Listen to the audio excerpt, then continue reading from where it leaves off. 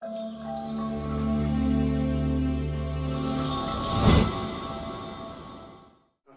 mari est musulman.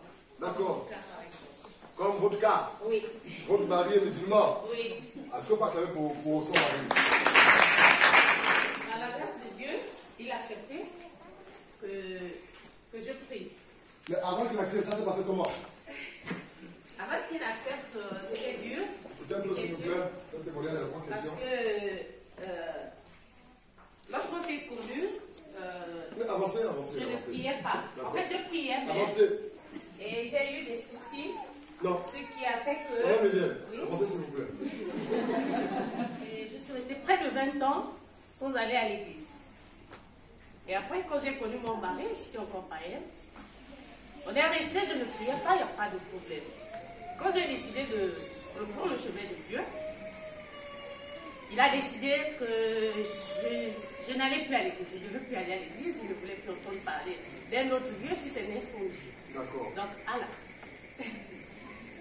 Et puis, je suis restée.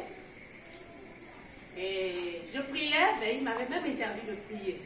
Oui. Mais j'avais trouvé une stratégie pour prier. Je priais, mais... Tu avais prié à la maison aussi. Voilà, je priais à la maison, sur le lit, mais en manipulant, faisant semblant de manipuler mon téléphone. Parce que son mari avait été pris. Et je crois que 2 mois après, parce que j'étais restée près de 3 mois, je n'allais plus à l'église.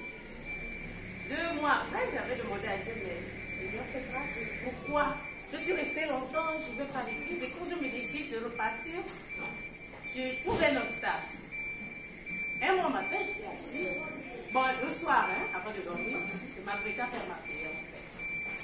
Et là, il me touche comme ça. Il me dit, tu ne pries plus.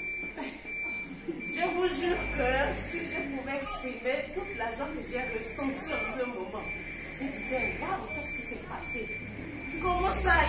Comment il me demande de prier au moment où il m'a dit, il m'a interdit de prier, d'invoquer notre Dieu si ce n'est le sien.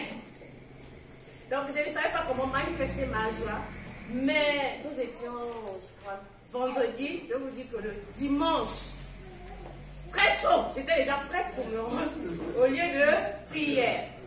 Bon, en fait, ma question, c'était juste un témoignage pour parler des couples mixtes. Tout à l'heure, le frère Ouama demandait si le mari pouvait aussi bénéficier de la grâce, des bénédictions, des bienfaits de Dieu.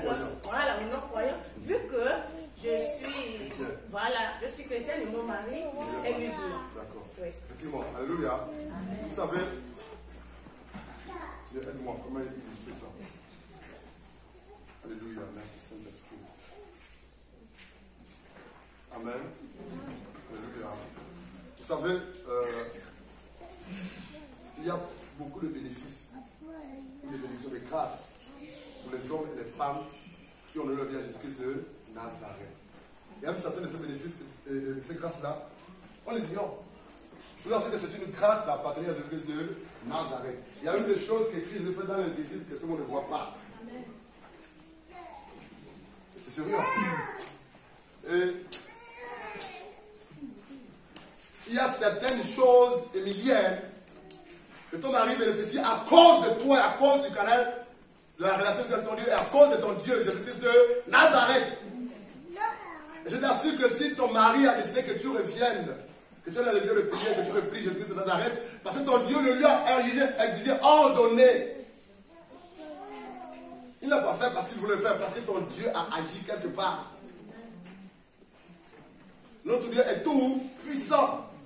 Donc il y a certaines choses que ton mari bénéficie à cause de ta foi, à cause de ton Dieu, Christ Jésus. Tu ne vois même pas ça en fait.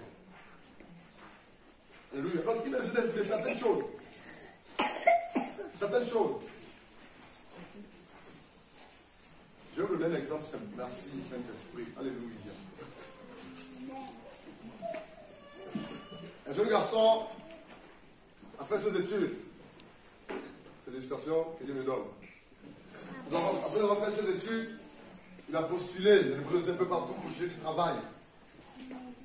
Et il a de plus d'appels.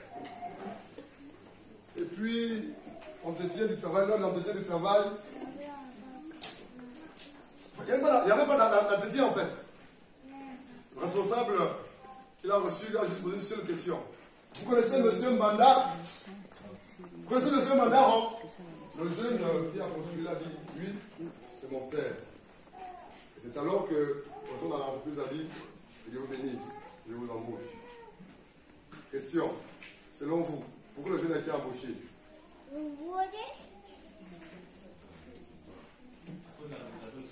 À cause de la réputation bonne de son père.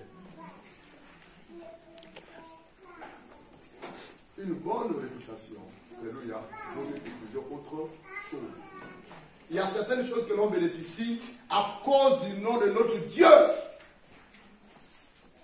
La puissance, l'amour, la compassion, l'autorité de notre Dieu. Et c'est plus tard, ou quelques mois après, que M. a dit, mon ami, tu sais pourquoi est-ce que j'étais embauché? Il dit non. Mais certainement, ça cause de mon CV plus de mes études. Il dit non. Parce que d'autres avaient même CV que toi, qualité que toi. Dieu connaît ton père. Ton père est un homme intègre, loyal, bien. Je l'ai connu. C'est juste pour dire que, à cause de la notoriété de quelqu'un, alléluia, l'amour de quelqu'un, la présence de quelqu'un, le nom de quelqu'un, je dis ça simplement, j'espère que vous me comprenez, hein, le fils ou la fille de ce quelqu'un peut bénéficier de certaines choses. C'est la même chose avec notre Dieu. Je bénéficie de certaines choses à cause du nom de mon Dieu. Quand je vais cogner une porte quelque part, soit ici à mon ou partout, les autorités me reçoivent une écoute. Maintenant, je vais, quand je cogne, pasteur Blanchard, monsieur Blanchard, entrez s'il vous plaît. C'est parce que je suis bon, parce que je suis meilleur. Non, c'est à cause de Jésus-Christ de Nazareth. Je ne sais pas si Emilien a compris. Mais dans le nombre de responsabilités que tu as femme, c'est d'intercéder, c'est d'être modèle, une femme soumise à ton Dieu d'abord. Selon la parole de Dieu, une femme soumise à ton mari. Si cet homme-là ne se convertit pas, il t'arrête pas les